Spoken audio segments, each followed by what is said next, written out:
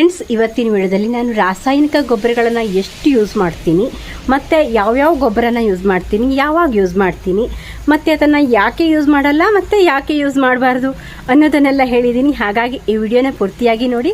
ಮತ್ತು ನೀವು ಇನ್ನೂ ನನ್ನ ಚಾನಲ್ಗೆ ಹೊಸಬರಾದರೆ ಸಬ್ಸ್ಕ್ರೈಬ್ ಮಾಡ್ಕೊಂಡು ನೋಡಿ. ಮತ್ತು ನನ್ನ ಇನ್ನೊಂದು ಚಾನಲ್ JH ಕನ್ನಡ ಸ್ಟೋರೀಸ್ ಅಂತ, ಆ ಚಾನಲ್ನ ಸಬ್ಸ್ಕ್ರೈಬ್ ಮಾಡಿ ಸಪೋರ್ಟ್ ಮಾಡಿ ಅಂತ ಕೇಳ್ಕೊತೀನಿ. ನೋಡ್ಬೋದು, ಈ ಮೊಗ್ಗು ಬಿಡಬೇಕಾದ್ರೆ ಗಿಡಗಳಿಗೆ ಒಂದಷ್ಟು ಗೊಬ್ಬರ ಜಾಸ್ತಿ ಬೇಕಾಗತ್ತೆ. ಮತ್ತು ಮಳೆಗಾಲದಲ್ಲಿ ಮಾತ್ರ ನಾನು ಈ ರಾಸಾಯನಿಕಗಳನ್ನು ಯೂಸ್ ಮಾಡ್ತೀನಿ, ಎಲ್ಲ ಟೈಮಲ್ಲೂ ಯೂಸ್ ಮಾಡಲ್ಲ. ಈ ವಿಡಿಯೋನ ಪೂರ್ತಿಯಾಗಿ ನೋಡಿದರೆ ನಾನು ಯಾಕೆ ಯೂಸ್ ಮಾಡಲ್ಲ ಅನ್ನೋದನ್ನು ಕೂಡ ಗೊತ್ತಾಗತ್ತೆ. ಹಾಗಾಗಿ ವಿಡಿಯೋನ ಪೂರ್ತಿಯಾಗಿ ನೋಡಿ. ಬನ್ನಿ ನೋಡೋಣ ನಾನು ಇದು ಯಾವ್ಯಾವ ಗೊಬ್ಬರನ ತೊಗೊಂಡಿದ್ದೀನಿ ಮತ್ತು ಅದನ್ನು ಹೇಗೆ ಯೂಸ್ ಮಾಡ್ತೀನಿ ಅಂತ ತೋರಿಸ್ತೀನಿ ಮತ್ತು ಹೇಳ್ತೀನಿ. ಅದರ ಬಗ್ಗೆ ಕೂಡ ಒಂದಷ್ಟು ಮಾಹಿತಿ, ನನಗೆ ಗೊತ್ತಿರುವಂಥ ಮಾಹಿತಿನ ಹೇಳ್ತೀನಿ. ತುಂಬ ಎಲ್ಲ ಇದ್ರ ಬಗ್ಗೆ ನನಗೆ ಗೊತ್ತಿಲ್ಲ, ಯಾಕಂದರೆ ನಾನು ಅಷ್ಟೊಂದು ಯೂಸ್ ಮಾಡಲ್ಲ ರಾಸಾಯನಿಕಗಳನ್ನು. ಹಾಗಾಗಿ ನನಗೆ ಅಷ್ಟೊಂದು ಗೊತ್ತಿಲ್ಲ, ತಪ್ಪಿದ್ರೆ ಕ್ಷಮಿಸಿ. ನೋಡಿ ಫ್ರೆಂಡ್ಸ್, ಇಲ್ಲಿ ನಾನು ಯಾವ್ಯಾವ ಗೊಬ್ಬರನ ತೊಗೊಂಡಿದ್ದೀನಿ ಅಂತ. ಇದು DAP ನಮ್ಮ ಗಿಡಗಳು ಚೆನ್ನಾಗಿ ಹಸಿರಾಗಲಿಕ್ಕೆ ಮತ್ತು ಗಿಡಗಳ ಗ್ರೋತ್ ಆಗದೆ ಹೋದಾಗ ಗ್ರೋತ್ ಆಗಲಿಕ್ಕೆ ಅದನ್ನು ಬಳಸ್ಬೋದು. ಇದು ಪೊಟ್ಯಾಶ್ ನಮ್ಮ ಗಿಡಗಳಿಗೆ ಹೂವಾಗೋ ಟೈಮಲ್ಲಿ ಹಾಕೋದ್ರಿಂದ ಹೂವು ಚೆನ್ನಾಗಿ ಬರುತ್ತೆ. ಇದನ್ನು ಸ್ಪ್ರೇ ಕೂಡ ಮಾಡ್ಬೋದು ಮತ್ತು ಬುಡಕ್ಕೂ ಕೂಡ ಹಾಕ್ಬೋದು. ಮೊಗ್ಗು ಬಿಡೋ ಟೈಮಲ್ಲಿ ನಾವು ಇದನ್ನು ಹಾಕೋದ್ರಿಂದ ಮೊಗ್ಗು ಚೆನ್ನಾಗಿ ಅರಳುತ್ತೆ ಮತ್ತು ಕಾಯಿ ಬಿಡುವಂಥ ಗಿಡಗಳಿಗೆ ಕಾಯಿ ಚೆನ್ನಾಗಿ ಬರುತ್ತೆ ಅಂತ ಇದನ್ನು ಹಾಕೋದು, ಪೊಟ್ಯಾಶ್ನ ಹಾಕೋದು. ಆ ರೀತಿಯಲ್ಲಿ ನಾನು ತುಂಬ ರಾಸಾಯನಿಕಗಳನ್ನು ಬಳಸೋಲ್ಲ, ಹಾಗಾಗಿ ನಾನು ಇವೆರಡನ್ನು ಸ್ವಲ್ಪ ಇಟ್ಕೊಂಡಿರ್ತೀನಿ. ಆದರೆ ಯಾವ ಮಳೆಗಾಲದಲ್ಲಿ ಮಾತ್ರ ನಾನು ಈ ಗೊಬ್ಬರಗಳನ್ನು ಬಳಸ್ತೀನಿ. ಯಾಕಂದರೆ ಮಳೆಗಾಲದಲ್ಲಿ ನಾವು ಆರ್ಗ್ಯಾನಿಕ್ ಗೊಬ್ಬರಗಳನ್ನು ಹಾಕೋದ್ರಿಂದ ಒಂದಷ್ಟು ಅದು ಇಫೆಕ್ಟ್ ಆಗಲ್ಲ. ಹಾಗಾಗಿ ಈ ಡೇರೆ ಗಿಡ ಮತ್ತು ಸೇವಂತಿಗೆ ಗಿಡಗಳಿಗೆ ಮಾತ್ರ ನಾನು ಬಳಸ್ತೀನಿ.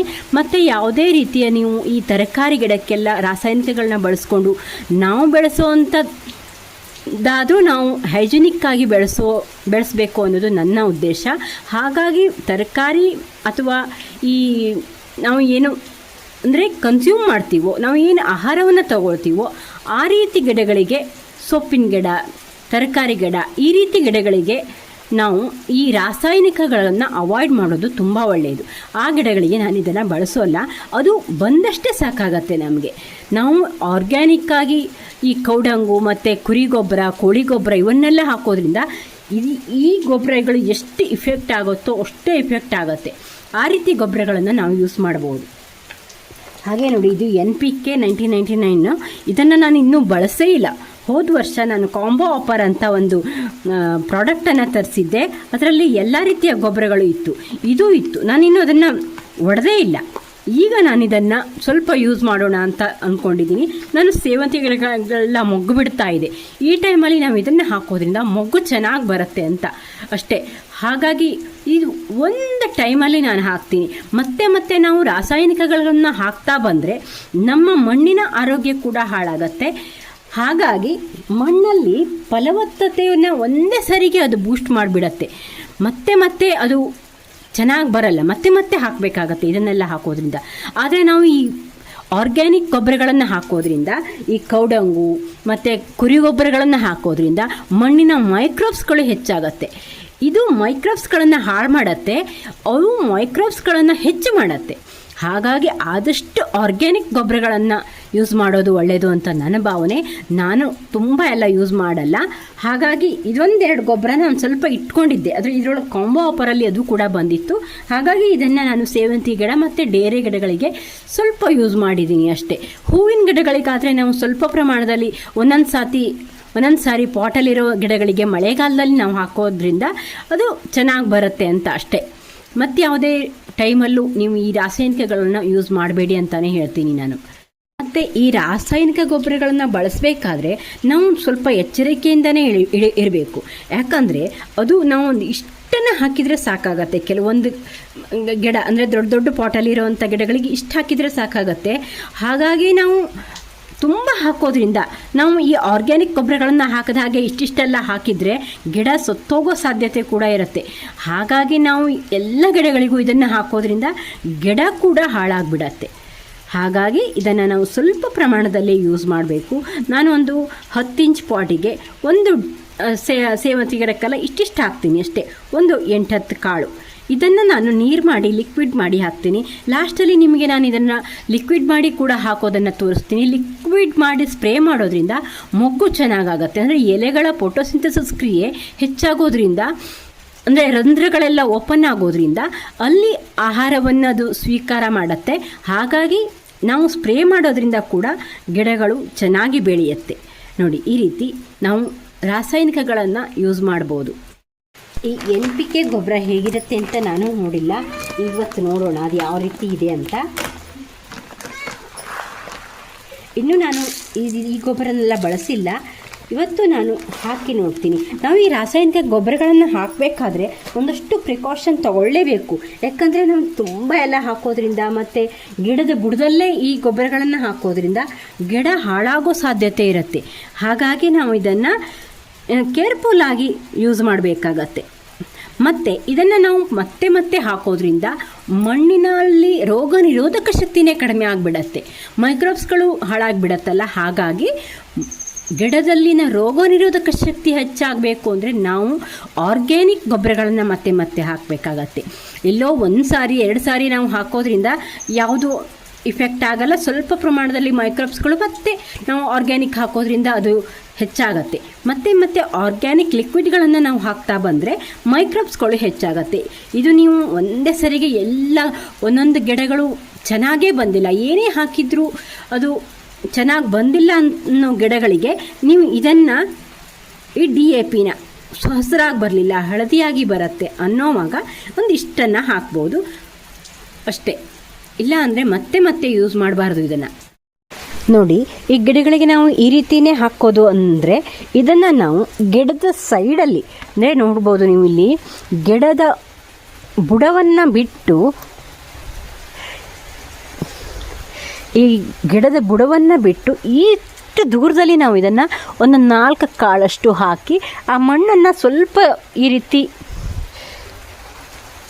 ಮುಚ್ಚಿದರೆ ಅಲ್ಲೇ ನಾವು ನೀರನ್ನು ಹಾಕಿದಾಗ ಅಲ್ಲೇ ಅಬ್ಸರ್ವೇಷನ್ ಆಗುತ್ತೆ. ಅದು ರೀತಿಯಲ್ಲಿ ಯೂಸ್ ಮಾಡ್ಬೋದು. ಪೊಟ್ಯಾಶು ಅಷ್ಟೇ, ನಾವು ಅದೇ ರೀತಿಯಾಗಿ ಒಂದು ಗಿಡಕ್ಕೆ ಹಾಕಿದರೆ ಸಾಕಾಗತ್ತೆ, ತುಂಬ ಹಾಕೋದು ಬೇಡ. ಈ NPKನೂ ಅಷ್ಟೇ, ನೀವು ಮತ್ತೆ ಮತ್ತೆ ಯೂಸ್ ಮಾಡಬೇಡಿ. ತಿಂಗಳಿಗೆ ಎಲ್ಲೋ ಒಂದು ಗಿಡಕ್ಕೆ ಒಂದು ಆಯುಷ್ಯದಲ್ಲಿ, ಅಂದರೆ ಈ ಸೇವದಿ ಗಿಡ ಎಲ್ಲ 3 ತಿಂಗಳ ಇರುತ್ತಲ್ಲ, ಹಾಗಾಗಿ ಒಂದು ಸಾರಿ ಹಾಕಿದರೆ ಎಷ್ಟು ಹಾಕಿದರೆ ಸಾಕಾಗತ್ತೆ, ತುಂಬ ಹಾಕೋದು ಬೇಡ.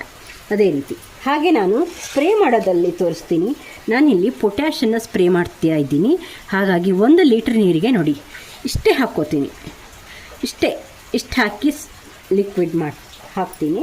ನಾವು ಲಿಕ್ವಿಡ್ ಕೂಡ ಮಾಡಿ ಹಾಕೋದ್ರಿಂದ ಗಿಡಗಳಿಗೆ ಬೇಗ ಇಫೆಕ್ಟ್ ಆಗುತ್ತೆ. ನೋಡಿ, ಇಷ್ಟಿಷ್ಟೇ ಹಾಕ್ತೀನಿ. ಇಷ್ಟಿಷ್ಟು ಹಾಕಿ ನಾನು ಚೆನ್ನಾಗಿ ಮಿಕ್ಸ್ ಮಾಡಿ ಸ್ಪ್ರೇ ಕೂಡ ಮಾಡ್ಬೋದು. ಇದನ್ನು ಹಾಗೆ ಕೂಡ ನಾವು ಗಿಡದ ಬುಡದಲ್ಲಿ ಹಾಕ್ಬೋದು. ಅಂದರೆ ಗಿಡದ ಬುಡದಲ್ಲಿ ಹಾಕೋದಾದರೂ ಕೂಡ ಆ ಮಣ್ಣು ಡ್ರೈ ಆಗಿರಬೇಕು ಮತ್ತು ಸ್ವಲ್ಪ ಹಾಕಬೇಕು. ಇದೇ ಪ್ರಮಾಣದಲ್ಲಿ 1 ಲೀಟ್ರಿಗೆ ಹಾಕಿ ನಾವು ಇದನ್ನು ಚೆನ್ನಾಗಿ ಮಿಕ್ಸ್ ಮಾಡಿ, ಹಾಗೆ ನೋಡಿ ಇದರಲ್ಲಿ ಒಂದು ಅರ್ಧ ಗ್ಲಾಸಷ್ಟು ಹಾಕಿದರೆ ಸಾಕಾಗತ್ತೆ. ಒಂದು ಗಿಡಕ್ಕೆ ಫುಲ್ ಹಾಕೋದು ಬೇಡ, ಒಂದು ಅರ್ಧ ಗ್ಲಾಸಷ್ಟು ಹಾಕಿದರೆ ಸಾಕು. ಇಲ್ಲಾಂದರೆ ನಾವು ಇದನ್ನು ಸ್ಪ್ರೇ ಮಾಡ್ಬೋದು. ಸ್ಪ್ರೇ ಮಾಡಿ ಗಿಡಗಳಿಗೆ ಹಾಕೋದ್ರಿಂದ ಗಿಡಕ್ಕೆ ಒಳ್ಳೆಯ ಗ್ರೋತ್ ಕೂಡ ಬರುತ್ತೆ. ಆ ರೀತಿ ಹಾಕಬಹುದು. ಈ ರೀತಿ ನಾನು ಸ್ಪ್ರೇ ಬಾಟ್ಲಿಗೆ ಇದನ್ನು ಹಾಕ್ಕೊಂಡು ಸ್ಪ್ರೇ ಮಾಡ್ತೀನಿ. ನಾವು ಗಿಡಕ್ಕೆ, ಕಾಂಡಕ್ಕೆ ಎಲ್ಲ ಕಡೆ ಇದನ್ನು ಸ್ಪ್ರೇ ಮಾಡೋದ್ರಿಂದ ಗಿಡ ಚೆನ್ನಾಗಿ ಬರುತ್ತೆ. ಹಾಗೆ ಈಗ ಮೊಗ್ಗು ಬಿಡೋ ಟೈಮಲ್ಲಿ ಈ ರೀತಿ ಸ್ಪ್ರೇ ಮಾಡೋದ್ರಿಂದ ನಮ್ಮ ಮೊಗ್ಗು ತುಂಬ ಡೆವಲಪ್ ಆಗುತ್ತೆ. ನೋಡ್ಬೋದು, ಸೇವಂತಿಗೆಲ್ಲ ಮೊಗ್ಗು ಬಿಡ್ತಾ ಇದೆ. ನಾವು ಈ ಟೈಮಲ್ಲಿ ಇದನ್ನು ಹಾಕೋದ್ರಿಂದ ಮೊಗ್ಗು ಚೆನ್ನಾಗಿ ಬರುತ್ತೆ. ಈ ಟೈಮಲ್ಲಿ ಈ 3 ಸೇರಿಸಿ ನಾನು ಒಂದು ಸಾರಿ, ನಾನು ಇನ್ನೂ ಸ್ಪ್ರೇ ಮಾಡಿರಲಿಲ್ಲ, ಇವತ್ತು ಸ್ಪ್ರೇ ಮಾಡ್ತಾ ಇದ್ದೀನಿ ಅಷ್ಟೇ. ಈ NPKನ ನಾನು ಇನ್ನೂ ಯೂಸೇ ಮಾಡಲಿಲ್ಲ, ಹಾಗಂತ ನಾನು DAPನ ಎಲ್ಲೋ 1 ಸಾರಿ ಹಾಕಿದ್ದೆ ಅಷ್ಟೇ. ನಾನು ಆಗಾಗ ಆರ್ಗ್ಯಾನಿಕ್ ಗೊಬ್ಬರಗಳನ್ನೇ ಹಾಕ್ತಾ ಇರ್ತೀನಿ. ಆರ್ಗ್ಯಾನಿಕ್ ಲಿಕ್ವಿಡ್ಗಳನ್ನೇ ನಾನು ಹೆಚ್ಚು ಯೂಸ್ ಮಾಡ್ತೀನಿ. ನೋಡಿ, ಈ ರೀತಿ ಸ್ಪ್ರೇ ಮಾಡ್ತೀನಿ ಎಲ್ಲದಕ್ಕೂ, ಎಲ್ಲ ಗಿಡಗಳಿಗೂ. ಫ್ರೆಂಡ್ಸ್, ರಾಸಾಯನಿಕ ಗೊಬ್ಬರಗಳನ್ನು ಮಳೆಗಾಲದಲ್ಲಿ ಹಾಕ್ಬೋದು. ಹಾಗಂತ ನೀವು ಬೇಸಿಗೆಗಾಲದಲ್ಲೆಲ್ಲ ಹಾಕಬೇಕಾದ್ರೆ ನಾವು ಅದಕ್ಕೆ ತೇವಾಂಶ ಇರಬೇಕು ಮತ್ತು ನೀರನ್ನು ಜಾಸ್ತಿ ಹಾಕಬೇಕಾಗತ್ತೆ. ಆಗ ಅದು ಏನೂ ಆಗಲ್ಲ ಗಿಡಕ್ಕೆ. ಇಲ್ಲ ಅಂದರೆ ನೀರನ್ನು ಕಡಿಮೆ ಹಾಕಿದರೆ ಸ್ವಲ್ಪ ಗಿಡಗಳು ಸತ್ತೋಗೋ ಸಾಧ್ಯತೆ ಕೂಡ ಇರುತ್ತೆ. ಮತ್ತು ಜಾಸ್ತಿ ಹಾಕಬೇಡಿ ಅಂತಲೇ ಹೇಳ್ತೀನಿ ಫ್ರೆಂಡ್ಸ್. ರಾಸಾಯನಿಕ ಇದ್ರ ಬಗ್ಗೆ ನನಗೆ ಅಷ್ಟೊಂದು ಮಾಹಿತಿ ಗೊತ್ತಿಲ್ಲ, ಯಾಕಂದರೆ ಅದು ಯೂಸ್ ಮಾಡಿಲ್ಲ ನಾನು ತುಂಬ ಅಲ್ಲ.